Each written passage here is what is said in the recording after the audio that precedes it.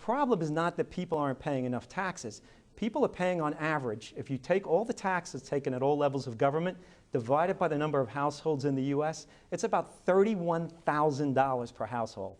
I think people are paying enough, and I think Washington needs to cut down on the wasteful spending that's going on. But at the same time, we're looking at a time where the economy is bad, where a lot of people need help. So you're saying you want to cut on people who need welfare, people who need these types of services during a time when the economy is bad. I think need is a very subjective word. I think a lot of these people, for a lot of people, it's not a matter of need, it's a matter of want. These green energy companies want extra money. That goes in their pockets, and when they fail, we're stuck with the tab. Fannie Mae and Freddie Mac, they want money. They want our money. The president says, I'll give it to you, but what he's saying is, I'll give you their money. It's not coming out of his pocket. So I don't think it's a matter of need. I think it's a matter of want. What makes Rational Conclusions unique is that the book is substantiated by very highly credible sources. My objective was to document all key points so thoroughly that no reasonable person would doubt them. And money that would typically go to incentivize people to work is not going there. Wages stagnate, and the average person is blaming their boss, going, how come I haven't had a raise? When meanwhile, they should be looking at the federal government and saying, that is the cause of the problem. And that's what's really nefarious about this. It's been 7 years since the assault weapons ban expired. Homicides have dropped faster than they have in the 7 years after the Australia gun control law took effect.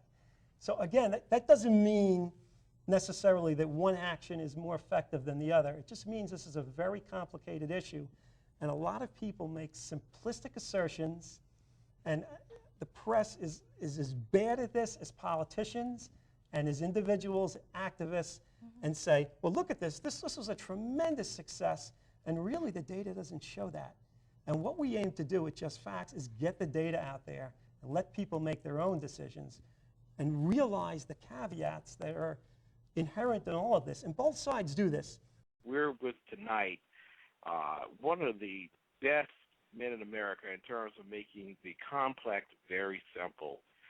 James Agresti is the president of the nonprofit Just Facts, and he has an extensive outlay of subjects and topics on his website that he makes, I mean, just come alive. Every dime taken in taxes from a corporation ultimately is taken from its owners, its workers, or its customers. Corporation writes the check to the government, but people bear the burdens of those taxes, and people often don't even realize they're bearing that burden. So some say, yes, a stimulus will help in the short term, but universally, I'm talking Congressional Budget Office and any honest economist will tell you in the long term that debt will harm our country. It may have some short-term effects that might be helpful in getting out of recession, but over the long haul, it's going to cost jobs, it's going to make things more expensive, it's going to reduce our standard of living and make life tougher on everyone. Hello, Dan. You're on WRKF with Jim Agresti. Hello. Do you believe that Christians should stop obstructing tax increases in order to have social programs for the poor people, if we're going to follow the teachings of Jesus Christ? That's getting off into policy, which is something you deal with in your firm, Just Facts. Mm-hmm. But I'd be happy to answer that question. Sure, go ahead. Okay. When Jesus told us to care for the poor and to care for our neighbor and love our neighbor, it was a commandment to us as individuals. It wasn't a commandment that we are to take money from other people and use that to care for our neighbors, but that we are to care for our neighbors.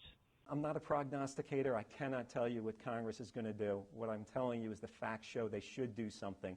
They should rein in the spending.